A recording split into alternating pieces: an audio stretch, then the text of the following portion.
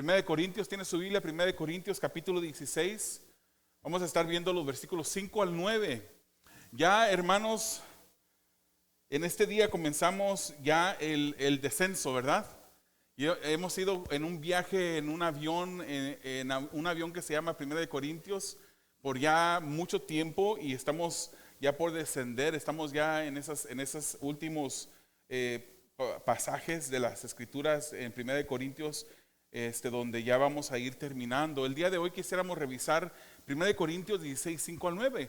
Usted sabe que ya pasamos las últimas 4 semanas en esos versículos del 1 al 4, y yo creo que fueron versículos en los que muchos de nosotros aprendimos diferentes cosas que no sabíamos, o fuimos reforzados en lo que ya sabíamos sobre lo que es la ofrenda. Pero hoy día ya no vamos a hablar de ofrenda. El día de hoy vamos a ver esos planes. El título del mensaje es planes personales, pero divinos. Planes personales, pero divinos. ¿Cuántos de ustedes tienen planes en sus vidas? Planes en donde quisieran cumplir hasta cierto tiempo. Es bueno, hermanos, cuando hacemos planes, no decir quiero llegar a este lugar, simplemente poner una meta macro, ¿verdad? Una meta grande en nuestras vidas, sino que es bueno, si tenemos una meta al final, poner pequeños pasos que nos van a llevar hasta ese lugar. O sea, del plan macro se dividen en pasos micros, y cada paso va ayudándonos a poder completar y llegar al fin. Sabemos, hermanos, que todos nosotros tenemos planes, o deberíamos todos nosotros de tener planes. Tenemos planes personales, pero siempre debemos de saber que Dios es un Dios que es soberano, y que Él va a efectuar su soberana voluntad en nuestras vidas. Si nosotros decimos que este es el camino y el Señor quiere que vayamos por este camino, a lo mejor en poco de desobediencia vamos a tomar y vamos a sufrir, vamos a tomar decisiones en nuestras vidas que Dios no planeaba, o que no planeaba. Vamos a decirlo, que nosotros quisimos tomar, pero al final Dios nos va a llevar al lugar donde Él quería llevarnos. Porque si creemos que Dios es un Dios soberano, que está en control de nuestras vidas. ¿Cuántos lo creen aquí? Que Dios es soberano, que Él está en control. Eso quiere decir que es soberano, que Él domina sobre todo. Y nuestras vidas no han de ser la excepción de lo que Dios domina. Nuestras vidas están incluidas dentro de ese ámbito de lo que Él domina, porque Él lo domina todo. Amén. Ya estamos cerca de finalizar esta carta, hermanos. Y ya después de Pablo haber abordado las preguntas que la iglesia de Corinto le hizo llegar por medio de carta, usted vio desde el capítulo, creo que fue el 6 o el 7, donde Pablo empezó a contestar preguntas a la iglesia sobre diferentes cuestiones que ocurrían dentro de la iglesia. A partir de ese momento, hermanos, Pablo ahora se dispone a compartir con los hermanos en Corinto sus planes. Esos son los planes que Pablo tenía para el tiempo futuro de su vida. Todos tenemos planes, hermanos. Deseos que queremos cumplir en la vida. Algunos deseos son autoimpuestos por otras personas, por uno mismo. Otras personas influyen en nosotros esos deseos y metas en nuestras vidas. Por ejemplo, yo le voy a decir una cosa. Mi hija Claribel, hermanos, desde pequeña, yo creo que tenía como 4 años cuando ella empezó a decir que ella quería ser una doctora.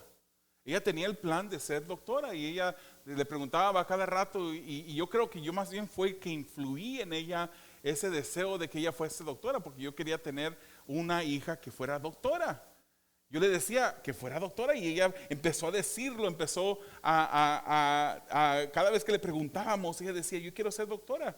No terminó siendo doctora. No sé si en el futuro Dios le permita llegar a esa meta, pero desde los 4 años ella decía que quería ser doctora. Pero Dios sabía cómo Él la había formado a ella. Dios sabía, hermanos, en dónde ella podría glorificarlo a Él mejor. Nuestras vidas, hermanos, han de ser vidas que glorifican a Dios. Cuando diseñamos nuestros planes y cuando nos proponemos hacer algo y lograr metas, debemos de siempre considerar qué es lo que Dios quiere para mi vida. ¿Cómo es que yo puedo glorificar a Dios a través de mi vida? Se graduó, hermanos, ella se graduó como enfermera. Dios le dio un afecto especial por el cuidado de personas. Dios le dio a ella el interés, le dio a ella una manera de acercarse a las personas, una manera en que las personas rápidamente la aceptan a ella. Dios dijo, los doctores solo se enfocan, me imagino yo que Dios dijo que los doctores solamente se enfocan en análisis, en resultados de diferentes pruebas, y por un instante atienden al paciente. ¿Cuántos de ustedes tienen uno de esos doctores? Que usted lo espera a ese doctor como meses y meses para esa cita que usted ha estado esperando, y de repente llega el día, llega la hora cuando se tiene que verlo y el doctor no llega a tiempo, lo hace esperar, y el tiempo que le dedica son solamente 3-5 minutos. Tenemos doctores así. A lo mejor Dios tenía el plan y decía, esos doctores simplemente solamente llegan, yo te diseñé a ti para que seas una enfermera. Posiblemente eso fue el pensar de Dios. Ella tenía, hermanos, el plan de que al recibir su diploma después de graduarse, saliendo de la graduación, a lo mejor iba a estar ahí compañías que estaban listas ya para ofrecerle un trabajo. Sigue buscando el trabajo. Y le han dicho diferentes hospitales, un par de hospitales le han dicho ya que no tiene experiencia, están buscando enfermeras con experiencia, pero el plan de Dios es llevarla a un puesto específico en la que ella va a glorificar a Dios a través de ese puesto.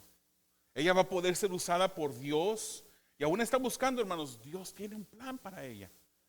A veces nos desesperamos porque planeamos cosas que no suceden como queremos que sucedan, en el tiempo que queremos que sucedan, de la manera como queremos que sucedan, pero Dios está en control de nuestras vidas, hermanos. Y nunca podemos ni nunca debemos de contrarrestar o tratar de contrarrestar o de molestarnos porque nuestra situación ha terminado en una situación diferente a la que nosotros queríamos. Era mi deseo, hermanos, desde muy niño ser arquitecto. Yo agarraba las hojas. Yo necesitaba solamente un lápiz y una regla.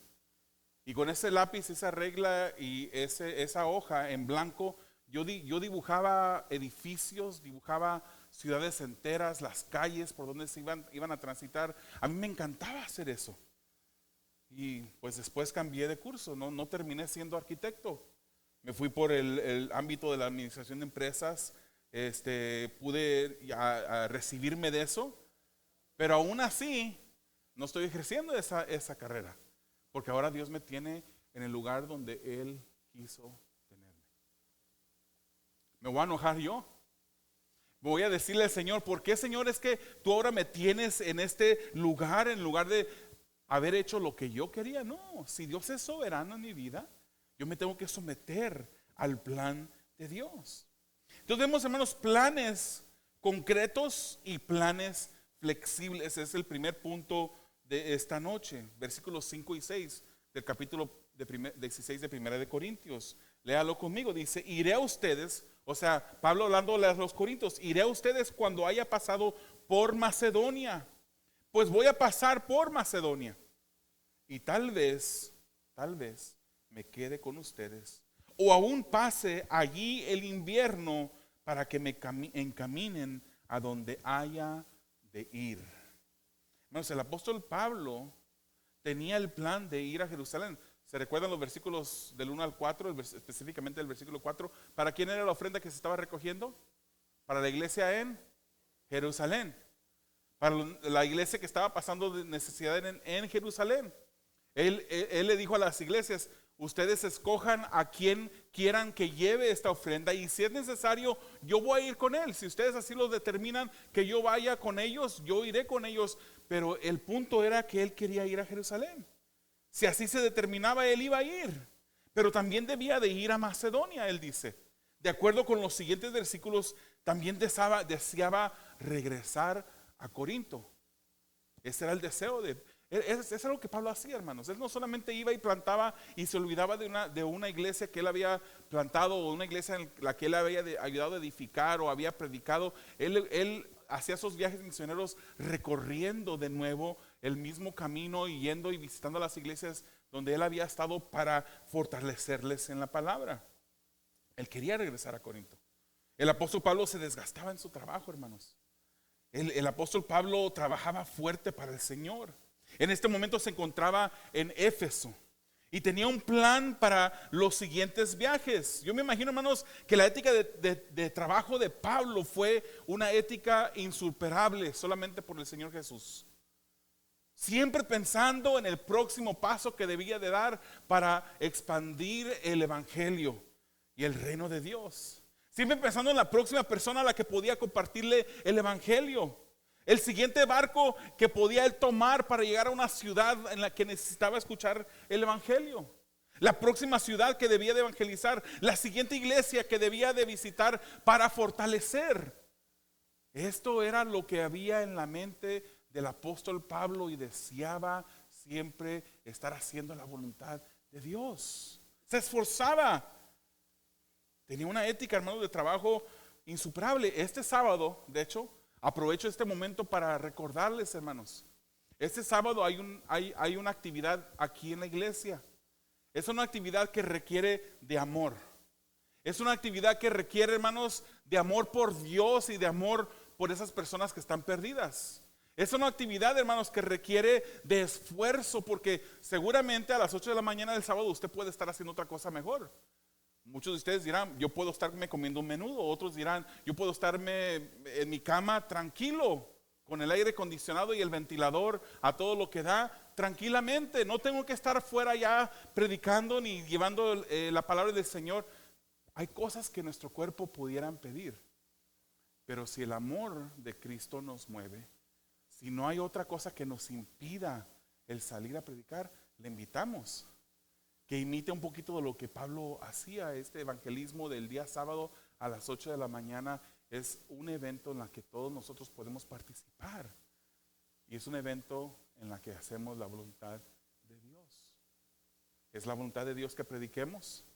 Es la voluntad de Dios que hagamos discípulos, que bauticemos en el nombre del Padre, del Hijo y del Espíritu Santo, como nos dice Mateo capítulo 28. Es voluntad de Dios. El apóstol aquí, él menciona a Apolos en el versículo 12 y dice que animó a Apolos también para que fuera con los hermanos que iban a ir a Corinto, muy posiblemente llevando esta carta que estamos leyendo. Pero dice él que Apolos no tuvo el deseo de ir. No todas las diferentes personas tienen, aquí no dice que estaba enfermo, no nos da la razón específica del por qué Apolos no quiso ir o no tuvo el deseo de ir. Simplemente no tuvo el deseo, de lo que dice el apóstol Pablo. Muchos de nosotros no tendremos el deseo de llegar aquí el sábado a las 8 de la mañana. No tendremos el deseo. Pero muchas veces, hermanos, debemos de hacer no solamente lo que hay en el deseo, sino siempre buscando hacer la voluntad de Dios. Me imagino que Pablo, hermanos, se hubiese dividido. Si él hubiese podido dividirse en diferentes personas para poder estar en diferentes lugares, si él hubiese podido haber hecho eso, lo hubiera hecho. Él no estaba interesado por su comodidad, por el menudo que se podía comer el sábado, por la cama que podía estar mucho más confortable que el andar caminando en el sol, sudando. Él no estaba interesado en su comodidad. Hermanos, él estaba incluso en tiempos encarcelado y estaba trabajando aún en la cárcel. Vemos esas cartas, hermanos, que fueron escritas desde la cárcel, que son como Filipenses, Efesios y Colosenses, que fueron escritas desde un momento cuando él estaba privado de su libertad. Y en lugar, hermanos, de él estarse lamentando, él aprovechaba el tiempo. Escribía a las iglesias. La carta de Filipenses, hermanos, es conocida como esa carta del gozo y fue escrita dentro de una prisión.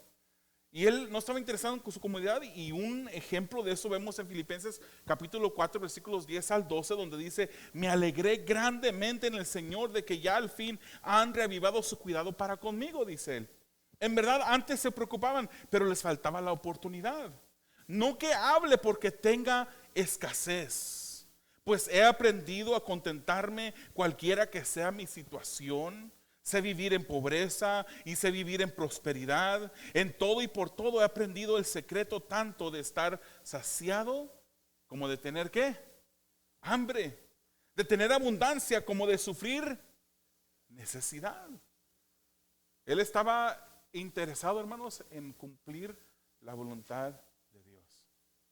No en satisfacer sus necesidades. No en lograr su comodidad, sino desgastarse por el Señor. Fue un puritano, que ahorita no me acuerdo del nombre del puritano, que usaba la analogía o el ejemplo de una vela, que cuando se enciende se va desgastando poco a poco. Y él decía, la vida de un creyente debería ser como una vela, que se va desgastando. Hablamos, hermanos, las últimas 4 semanas de tesoros en el cielo. Pero el tesoro en el cielo no solamente tiene que ver con dinero. Debemos de gastarnos en esta tierra, porque aquí vamos solamente de pasada. Estamos por unos momentos, hermanos. Dice las escrituras que los años de las personas son de 70 y entre los más fuertes 80. ¿Cuántos tienen 80 años aquí? Hay un hermano que tiene 80, ¿no? O cerquitas de. Amén. Nuestra vida se va acabando. Y al final del día, hermanos, ¿qué es lo que importa? ¿Cuántas carreras cursaste en la universidad? ¿Cuánto dinero llegaste a acumular en el banco? ¿Cuántas casas tienes? ¿O importa qué es lo que lograste en la obra del Señor? ¿Cómo invertiste tú? ¿Cómo te desgastaste como una vela en el trabajo del Señor? Por lo pronto le dice a la iglesia en Corinto que irá. Después de ir a Macedonia va a ir a Corinto. Y Pablo seguramente oraba por esos planes, hermanos, pidiendo que Dios los confirmara. Sin embargo, sabía que todo dependía de Dios.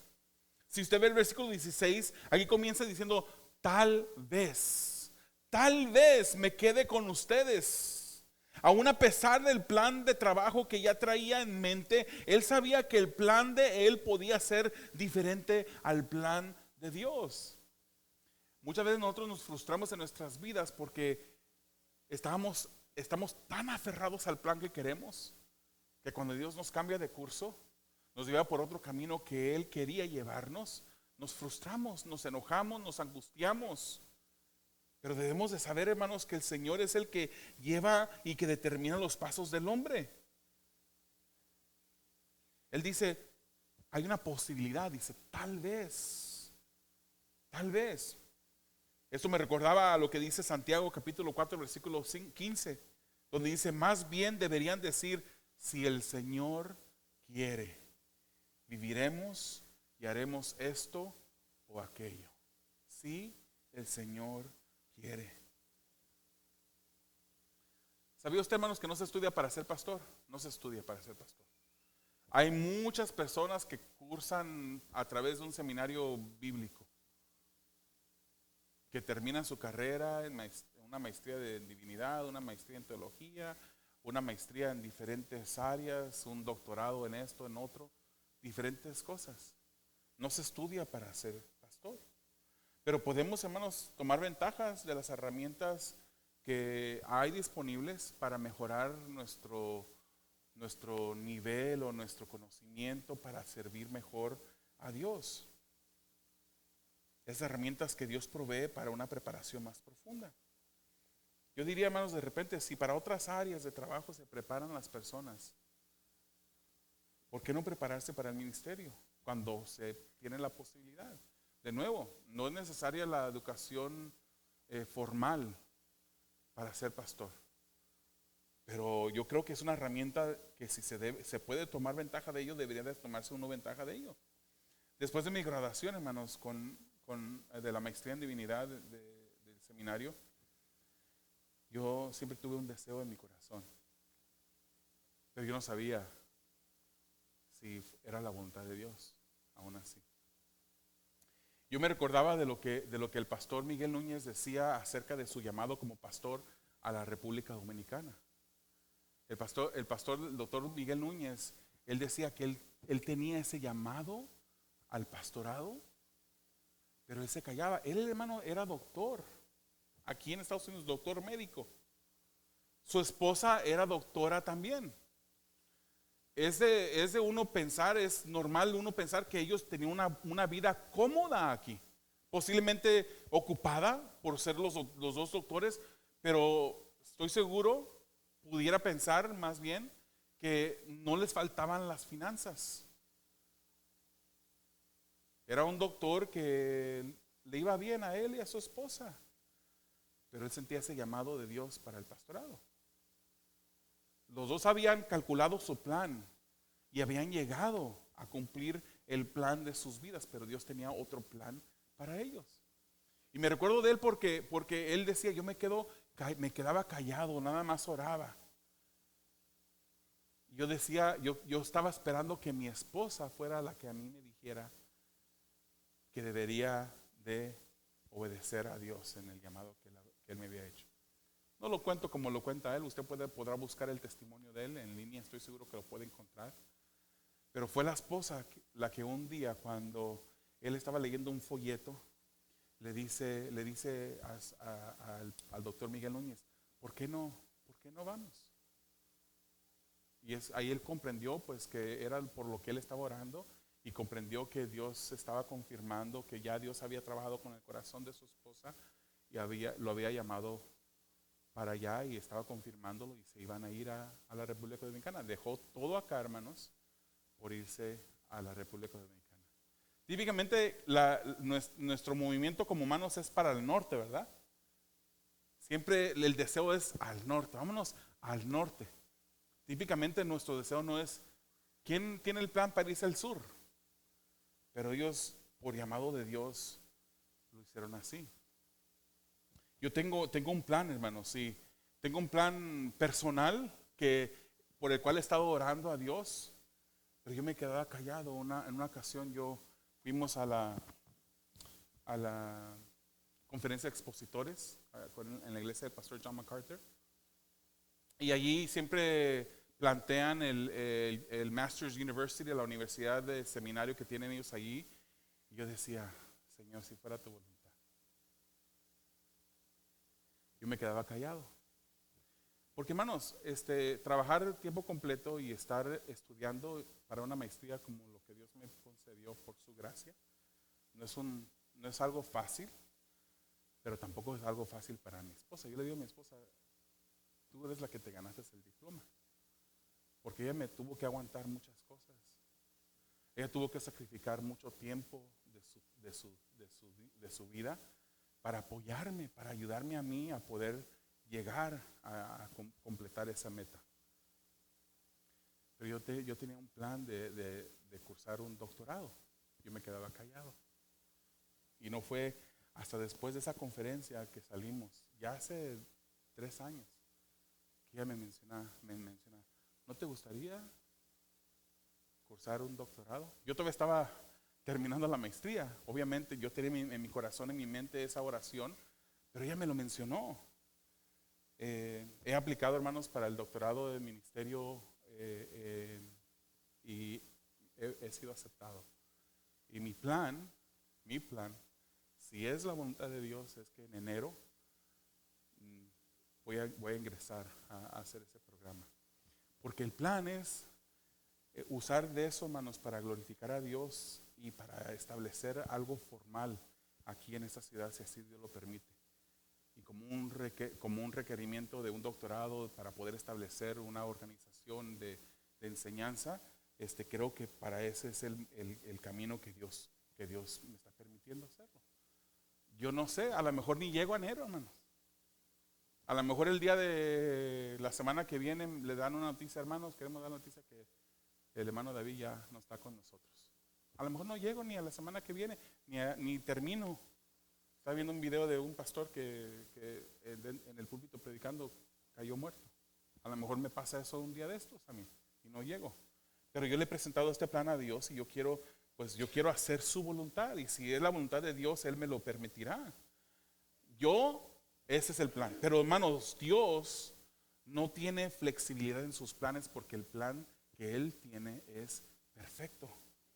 Todo lo que Él se propone hacer, Él lo hace. Dice Salmos 33, versículo 11, el consejo del Señor permanece para siempre, los designios de su corazón de generación en generación. Lo que Él se propone que va a suceder, hermanos, es lo que sucede en tu vida y en la mía. Es lo que va a suceder. Pero el hombre, hermanos, nos equivocamos. El hombre se equivoca. El humano debe entender que su vida depende de Dios y que es Dios a quien debemos encomendar nuestros planes. Es por eso que nosotros, hermanos, no declaramos ni decretamos. Hay iglesias que lo hacen. Y cuando yo escucho a esas personas que yo decreto, yo declaro, hermanos, ¿podemos declarar? Sí, podemos declarar. Podemos declarar solamente aquellas verdades que las escrituras nos dicen. Los cielos declaran la gloria de Dios. El firmamento anuncia la obra de sus manos. Podemos declarar, oh Señor, cuán grande eres tú. Yo declaro, Señor, que tú eres grande. Amén. Podemos declarar y decir, Señor, yo declaro que tú eres un Dios tan bueno y bondadoso que a pesar de yo ser un hombre pecador, tú moriste por mí en la cruz del Calvario.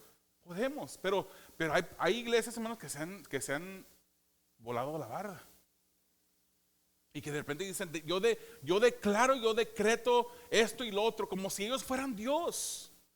Es que como la palabra del Señor dice que el poder de la vida y la muerte está en la lengua, dicen ellos, pero toman ese versículo totalmente fuera de contexto y no miran más bien lo que Jesucristo, por ejemplo, en el Getsemaní, orando, sudando gotas como de sangre, en agonía, le suplicaba a su Padre, Señor, si fuera tu voluntad, que pase de mí esta copa, pero no se haga mi voluntad, sino se hecha tu voluntad. No miramos esas porciones de las Escrituras. No nos recordamos que las Escrituras nos dicen que servimos a un Dios que es soberano, no un Dios que se mueve de acuerdo a nuestros decretos. No es un Dios que se mueve de acuerdo a nuestras declaraciones. El que decreta y declara, hermanos, ese más bien está queriendo hacer que su voluntad propia invalide la voluntad de Dios, que invalide la soberanía de Dios, y eso es antibíblico. Lo rechazamos con la autoridad de la palabra.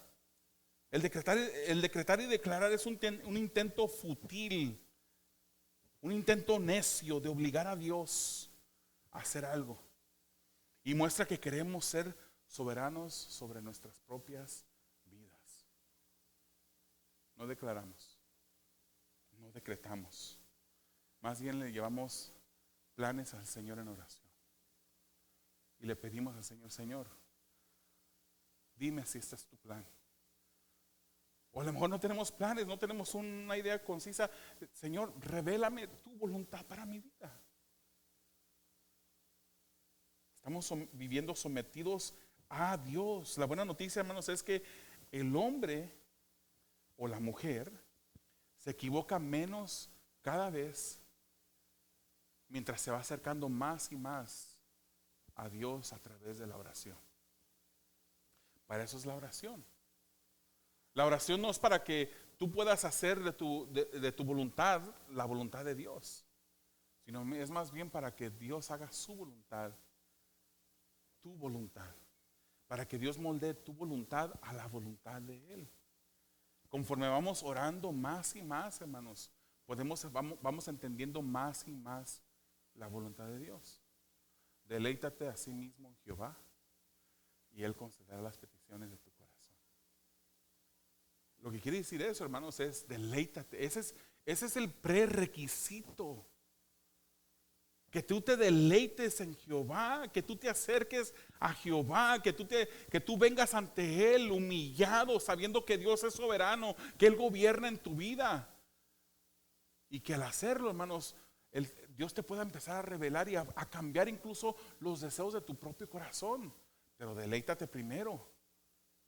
Y cuando tú te deleitas, cuando tú estás cerca de Dios, cuando tú estás caminando cerca de Él, entonces Él te va a conceder las peticiones de tu corazón, porque las peticiones de tu corazón van a ser las peticiones o la voluntad de Dios. Va a ser lo que Dios desea en nuestras vidas. Eso es lo que quiere decir ese versículo. Dios es el que mueve el corazón de la persona que le busca y le revela a esa persona que le busca a Él su santa voluntad.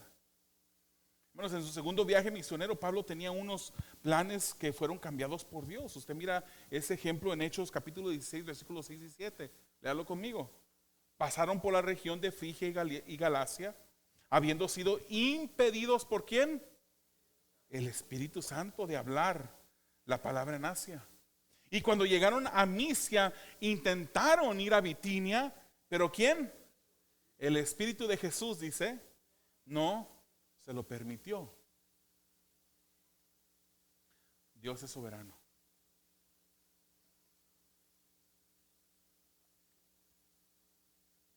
Ya que Dios es soberano, hermanos, nos haría bien no luchar en contra de Él.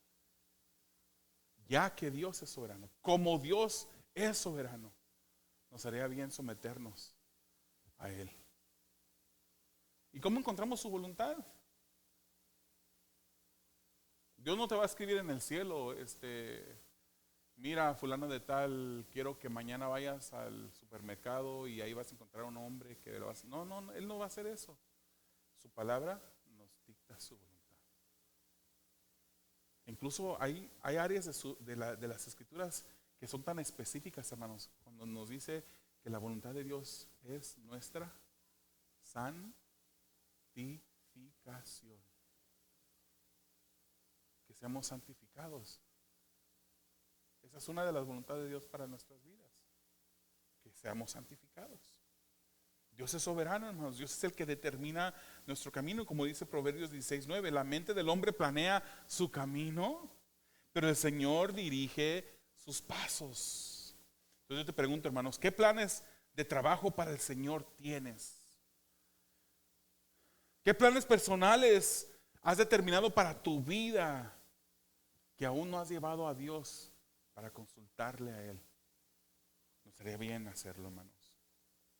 Veamos el versículo 7, la dedicación al plan divino. Dice, pues no deseo verlos ahora solo de paso. O sea, no quiero solamente ir de pasada, ¿verdad? Como una visita de doctor. No deseo verlos ahora solo de paso, porque espero permanecer con ustedes por algún tiempo, si el Señor me lo permite. El deseo de Pablo era no solo pasar a saludarlos y seguir de paso.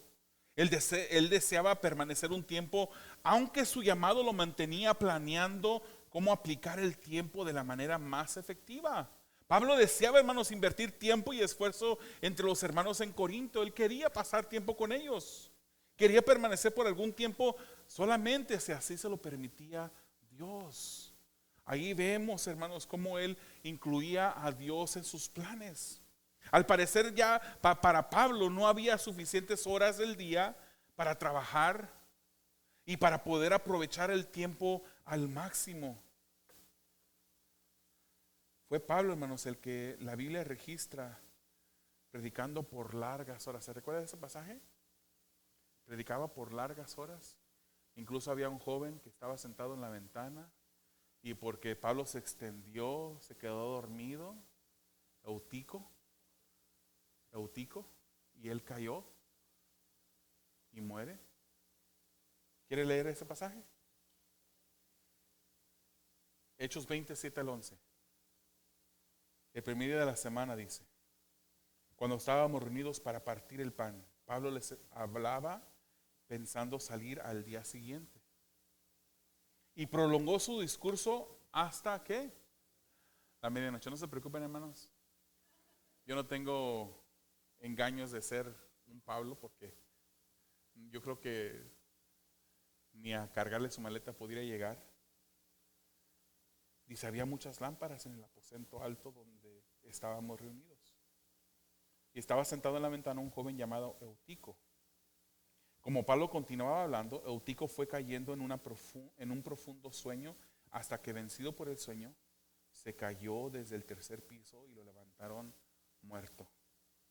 Pero Pablo bajó y se tendió sobre él, y después de abrazarlo dijo, no se alarmen, porque está vivo. Después de haber hecho el milagro, ¿dónde volvió? Arriba, dice. Después de partir el pan y de comer, conversó largamente. ¿Usted qué cree que Pablo hablaba? ¿De qué hablaba Pablo? ¿Usted cree que Pablo hablaba del juego que hubo en la arena del Coliseo y quién ganó y quién perdió? Conversó largamente con ellos hasta el amanecer. Y no dijo, se hizo tarde, vámonos a dormir. Entonces se marchó. Al muchacho se lo llevaron vivo y quedaron grandemente consolados. Esa era la ética de trabajo del apóstol Pablo, hermanos. Él deseaba pasar el máximo o la máxima cantidad de tiempo fortaleciendo a los hermanos por la palabra, ayudándoles, exhortándoles, animándoles. Pablo era un hombre esforzado y lo que hacía para el Señor lo hacía con entrega y con dedicación. Hermanos, recordemos que esta carta de 1 de Corintios que se escribe contenía la contestación de diferentes preguntas que la iglesia le había hecho a Pablo. Pero aún así, aún cuando él ya había abordado en esta carta, en estos 16 capítulos, bueno, no tienen capítulos en aquel entonces, pero aunque él ya había abordado estas preguntas que la iglesia le había hecho, él aún deseaba pasar por Corinto y pasar un tiempo con ellos para afirmarles presencialmente en las cosas que ya les había escrito. Pablo quería llegar hasta el fin, sin remordimientos, sin pensar, lo pudiera haber hecho mejor, pudiera haber pasado más tiempo con la iglesia. Él se esforzaba. Es por eso que en Efesios capítulo 5 versículos 15 al 17 él dice: por tanto tengan cuidado cómo andan. Y él usa esta palabra de andar, hermanos, él la usa varias veces en el libro de Efesios. Y esto ha de entenderse cómo viven. Cuidado cómo viven. Por tanto tengan cuidado cómo viven. No como insensatos, sino como sabios, aprovechando bien el tiempo, porque los días son malos. Así que pues no sean necios, sino entiendan cuál es la voluntad del Señor. Eso es una aplicación para nuestras vidas, hermanos. ¿Cómo estamos viviendo? ¿Cómo estamos andando? ¿Cómo estamos aprovechando el tiempo que el Señor nos ha dado? Llegaremos al fin en nuestra cama, en nuestro lecho de muerte, de decir: pudiera haber servido más a Dios. Pudiera haber hecho algo más. Pudiera haber predicado a una persona más.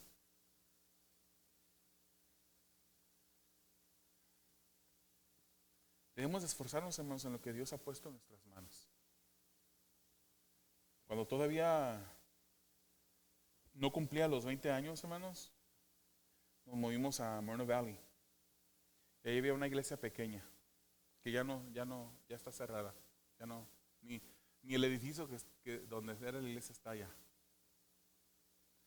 Y allí yo era, a esa temprana edad, el copastor, maestro de jóvenes, tesorero. Aspiraba a la alfombra de la iglesia antes de cada, y allí no te había nada más servicio los domingos y los jueves. Habían servicios ahí como 5 veces a la semana. Y aspiraba, y no lo digo, hermanos, con deseo de levantarme el cuello. Aspiraba a la iglesia todos los días antes del servicio. Limpiaba los baños. Cortaba la hierba del terreno. Era un terreno grande que había, con muchas hierbas. Por la gracia de Dios, me esforcé. En el ámbito secular, hermanos, un día escuché a uno de mis jefes decir, era el presidente de la compañía. Y él dijo: todos entrevistamos para nuestro próximo trabajo todos los días. Todos entrevistamos para nuestro próximo trabajo todos los días. O sea, como tú desempeñes tu trabajo en ese momento, en ese día, todos los días, se va a notar. Si eres una persona floja, no creas que te van a considerar para un ascenso, para una promoción.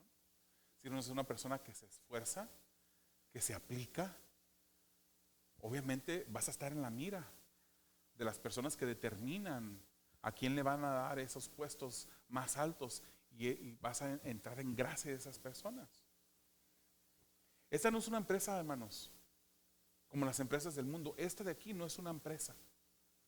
No es una empresa. Esta es una iglesia. Aquí no se manejan millones de dólares como en unas empresas del mundo. Esta no es una empresa que rinde cuentas a un grupo de inversionistas. Esta es la obra de Dios. Nuestras vidas son la obra de Dios. Aquí se debate la vida espiritual y la eternidad de las almas. Esta es una obra en donde todo obrero tendrá que rendir cuentas a Dios. No podemos esperar, hermanos, ser usados por Dios en algo mayor si no somos fieles en lo que Dios ya puso en nuestras manos.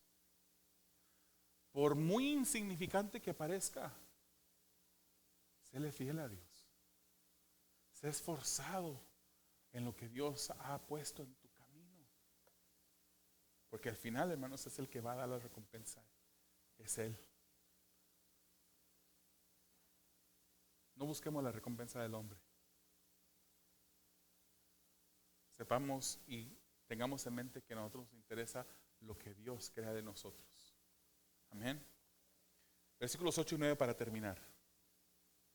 Entrega aún ante la oposición. Dice, pero me quedaré en Éfeso hasta Pentecostés, porque se me ha abierto una puerta grande para el servicio eficaz, aunque también hay muchos adversarios. Pablo estima, hermanos, quedarse más tiempo en Éfeso. Es por eso que sabemos que esta carta de 1 Corintios fue escrita ¿desde dónde? Lo acabo de decir. Desde Éfeso. Amén. No se me vayan a dormir. De ahí se escribe la carta. Y él estima quedarse más tiempo porque había trabajo para quedarse. Y él dice, hay una puerta grande que se ha abierto para servicio eficaz. Él no nos dice los detalles, qué tipo de puerta era, cuál era el servicio eficaz, pero debió de haber sido algo que Dios le abrió, hermanos, porque esos son los tipos de puertas que abre Dios. Pablo solamente debía ser obediente a la dirección divina. Es interesante, hermanos, que la oposición de los adversarios se había levantado en contra.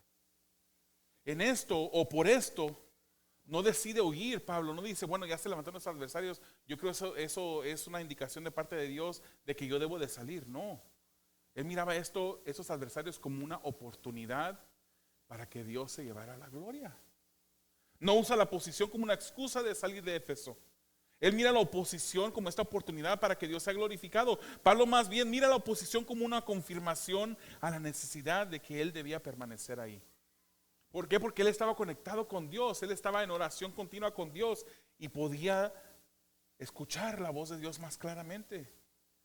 Pablo no era extraño a la oposición, hermanos, él sabía muy bien, había vivido un ministerio que era opuesto por diferentes lados. Y veamos cómo él mismo describe su experiencia en 2 Corintios capítulo 1 versículos 8 al 10. ¿Cómo lo dice? Dice, porque no queremos que ignoren, hermanos, acerca de nuestra aflicción sufrida en Asia, porque fuimos abrumados sobremanera, más allá de nuestras fuerzas, de modo que hasta perdimos la esperanza de salir con vida, dice. De hecho, dentro de nosotros mismos ya teníamos la sentencia de muerte, a fin de que no confiáramos en nosotros mismos, sino en Dios que resucita a los muertos. Él decía, incluso cuando habíamos perdido las esperanzas de vivir, sabíamos que Dios podía resucitarnos. Dice, el cual nos libró de tan gran peligro de muerte y nos librará, y en quien hemos puesto nuestra esperanza de que Él aún nos ha de librar. Esa es una confianza en Dios, que no importa donde Dios lo lleve, Dios va a hacer su voluntad en su vida. Adoniram Judson fue un misionero en el siglo XIX. Él nació en el siglo XVIII. Él fue comisionado, uno de los primeros misioneros americanos comisionados en 1812. Él nació en 1788 y pasó 40 años en Birmania, lo que ahora se conoce como Myanmar.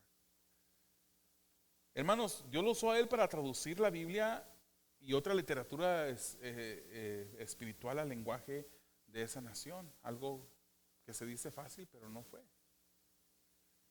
Pero fíjese, él pasó enfermedad, sufrimiento, sufrió las muertes de personas amadas a su alrededor. 3 de sus hijos murieron en una ocasión, uno tras el otro.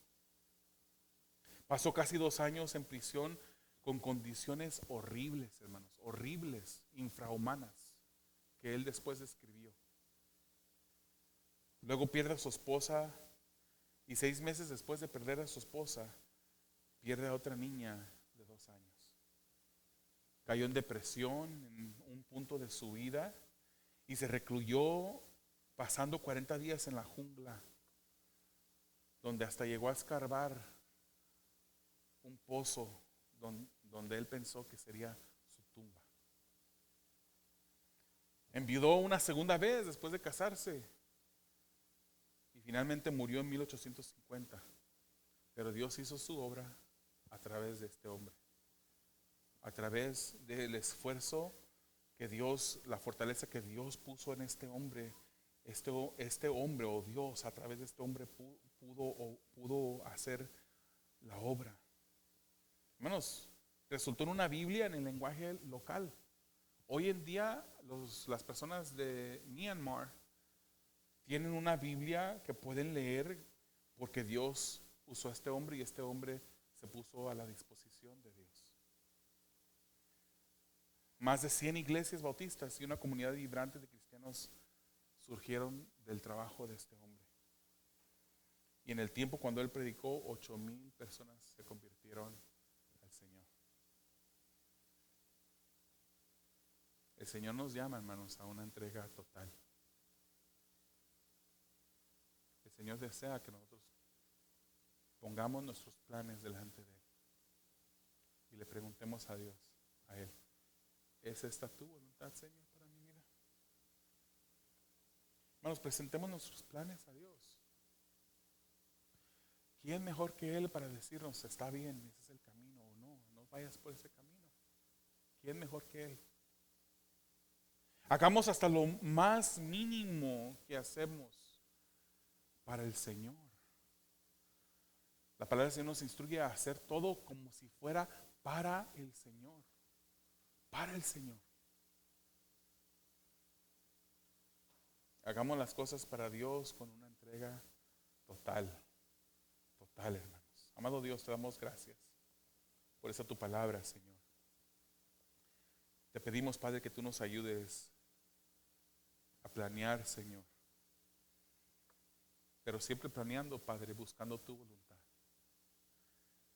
Siempre planeando, Señor, sabiendo que al final, aun cuando nosotros planeamos nuestros pasos, tú eres el que dirige nuestros caminos, Señor. Ayúdanos, Señor, a siempre, siempre, Padre, buscar esa voluntad de un Dios como tú, que eres soberano, lleno de sabiduría. Ayúdanos, Señor, a que todo lo que hagamos para ti, en servicio de los demás hermanos, pero que al final es para ti, Señor, lo hagamos con una entrega total.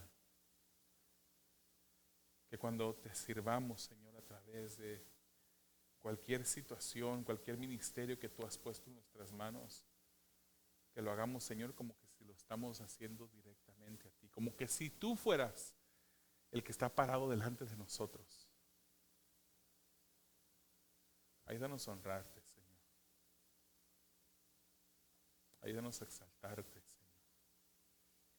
Ayúdanos, Señor, a no detener nuestro deseo de quemarnos, gastarnos como una vela se gasta para tu servicio. Te lo pedimos confiando, Señor, que esa es tu voluntad, Señor. Tú deseas que te sirvamos. Tú deseas que te traigamos gloria a ti, Señor. Ayúdanos, Señor, a poder cumplir eso en nuestras vidas. En el nombre de Jesús.